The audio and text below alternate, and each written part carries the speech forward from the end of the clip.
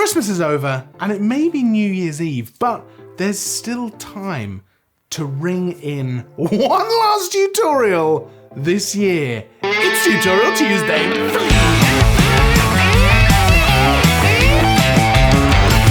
Welcome back to Tutorial Tuesday, where each and every Tuesday, is it Christmas Eve? Is it New Year's Eve? It doesn't matter. We're bringing you a brand new, fresh photography tutorial. Now this week, we're gonna actually dive into Photoshop.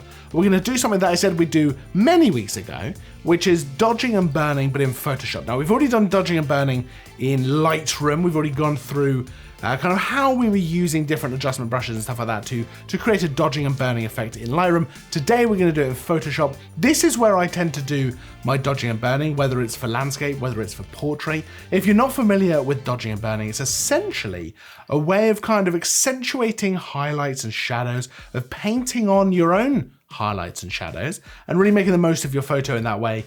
It's a really powerful tool to actually sculpt the look of your photo. I do it a lot for portraits. I find that it really helps to just make the eyes pop a little bit and just sculpt the light on the face a little bit. But I actually do it a lot for landscapes as well, especially kind of sunset or when there's light, dramatic light, you know, the sun's a little bit further down in the sky maybe, shining onto the landscape. I want to bring out some of those shadows and I want to bring out some of those highlights as well. So without further ado, let's just dive straight in. I've got this photo here, which you've probably seen a few times by this point. It's taken on the Sigma 35mm f1.2. Oh, that's a very lovely lens. But we're gonna go ahead and do some dodging and burning, the kind of stuff that I would do to a portrait like this. Now, if you've seen our video on dodging and burning in Lightroom, it's very much the same kind of idea. However, I just really like working inside Photoshop for this kind of thing. So I generally do my global editing in Lightroom. So things like contrast, highlight, shadows, saturation, all that kind of stuff. A bit of color work as well. But for stuff like dodging and burning and things like that, I like to go into Photoshop, skin retouching, which we'll do at some point, and just kind of clearing up blemishes or even distractions in the background, anything like that. That's all, for me at least, that's all done in Photoshop. But let's talk about dodging and burning specifically. So the first thing we're gonna do, we've got our photo here, it's just one single layer. The first thing we're gonna do is come down here to where you can add adjustment layers and things like that. Click that, we're gonna click solid color. And we wanna create a perfectly 50% gray solid color here. So there's a couple of different ways you can do it. You can literally just click and drag on here until you get this B here to be 50. That is basically going to give you a 50% gray, or of course you can just come in here and type 50 if you want to as well. Now generally I'll have these as 0050 so that I am just getting gray. Go ahead and click OK, and then for the blending mode for this layer we want to go with overlay, and you can see that there is now nothing there. You can't see anything. So if I change the visibility of this layer, nothing is happening, and that's because it's 50% gray. With the overlay blending mode, it is completely gone, which is very, very useful because it now means we can use this layer to do our dodging and burning without actually affecting or destroying the original layer. You can of course do it on the original layer, but it's just not going to be, it's just not as good because it's much more destructive. Whereas with this, it's much easier to go back. So now that we've got our 50% gray layer, let's go over to the left where the tools are, and you'll either see this kind of, it looks a bit like a hand, I always think, the burn tool, or of course, you can see what looks a little bit like a magnifying glass, which is the dodge tool. No matter either way, I generally start with the dodge tool, so we'll start with that, but you can start with either one. So let's start with the dodge tool. So just left click and hold until you get this little menu come up, and then you can select the dodge tool if it's not already selected. In terms of settings, up here at the top, we've got a few different things. So range midtones, I'll generally leave it at midtones because I generally find that's the best to start with. You can of course change this to highlights or shadows, but we'll start with midtones. I think it's the easiest to work with, at least to start with. Exposure, I'll generally go somewhere between sort of 10 and 15%, so let's go with 14. That's what I had there. That's effectively how strong the effect is. So think of it a little bit like flow when you're painting with a brush or something like that. It's effectively how strong the effect is as you're brushing it on. And then we can just go over to our photo. Now you can press Alt and hold it, and right click and hold as well, and then scroll the mouse left or right to adjust the size of your cursor here.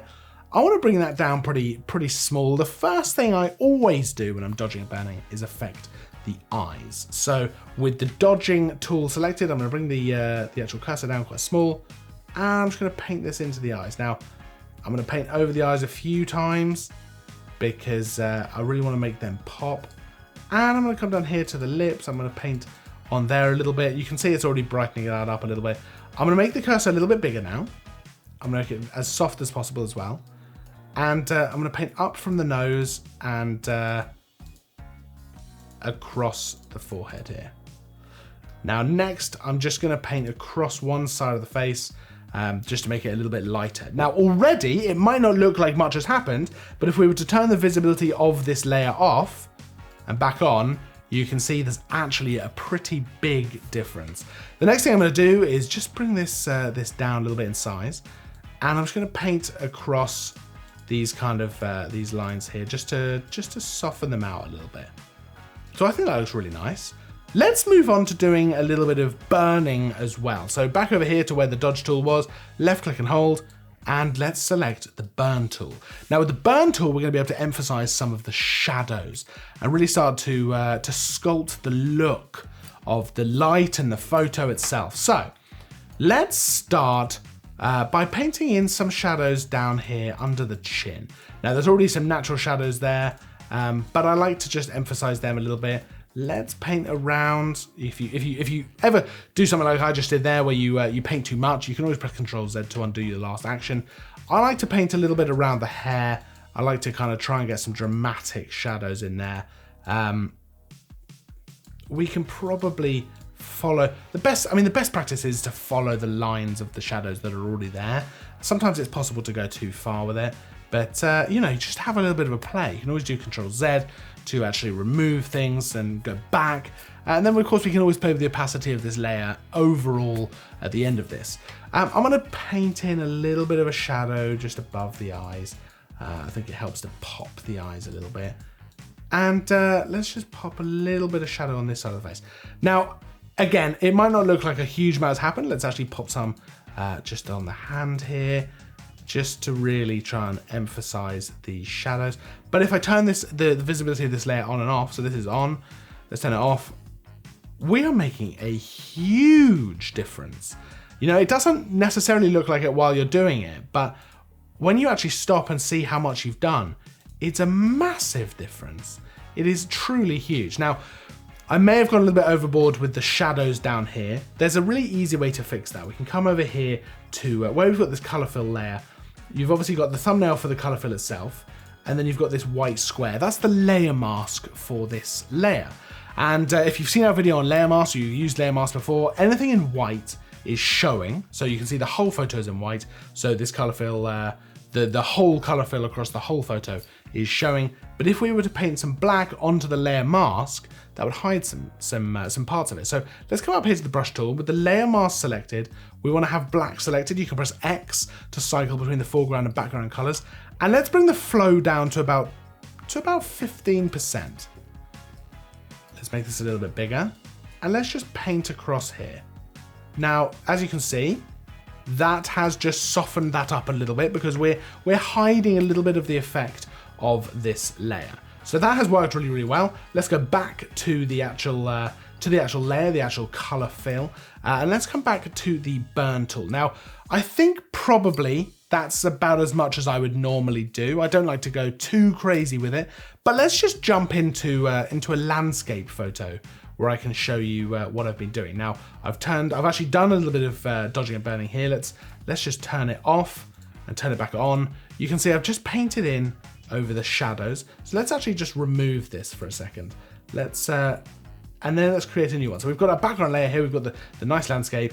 Let's go ahead and add a solid color. And it wants to be 50% gray as it was before. Let's press OK. Use the overlay blending mode. And then let's just get straight involved. Now with the landscape, I like to use dodging and burning to actually emphasize the shadows already cast by the sun and maybe add a few bits of highlight. So you really get that kind of contrasting light. Now it's not quite the same as just adding contrast or shadows or highlights in Lightroom or something like that, because you're actually painting this on yourself. So you get full control over where this goes. But it's a great way, I think. It's a really good way of just emphasizing certain parts of your photo. So for example, in this landscape, I might want to come in with the burn tool, make it a little bit bigger, and just paint this in over on the left side. I might want to come down here to where there's some darker areas and just paint these in. Maybe over here where we've got the side of the hill, I might want to just paint in some shadows. Now it's interesting, with landscape, I find that I tend to use the burn tool first, because I'm probably actually going in with kind of, you know, emphasizing shadows in mind. Whereas with portrait, I tend to go in with the dodging tool first, because I'm generally going to brighten the eyes, brighten the lips, things like that. So I mean, even just what we've done there, if I turn that on and off, if I turn that off and on, you can see I've really painted in quite a bit of shadow there. And similarly, you can go back in with the dodge tool, paint maybe where the sun is just shining onto these hills. It doesn't have to be a lot. And much like I would say with pretty much any editing that you might do with a photo, subtlety is always key. It's always the most important part. And you don't want it to look like you've gone crazy dodging and burning. And if I turn this on and off, so turn this off again, turn it back on. We've just emphasized some of the shadows, and all it's done is just brought out some of those shadow details and added a bit of contrast in that way. I think it's a really helpful thing with landscape. I think with portrait, if we just go back to that photo, I think with portrait, it can make a big difference. That was before and that's after. I think it can make a big difference to the final look of the photo.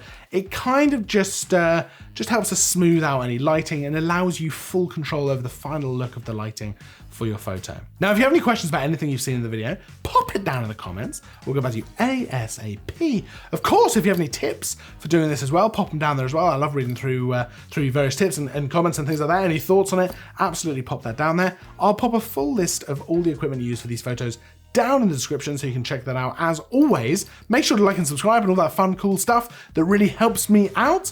I will see you in the next video, and as always, thanks for watching.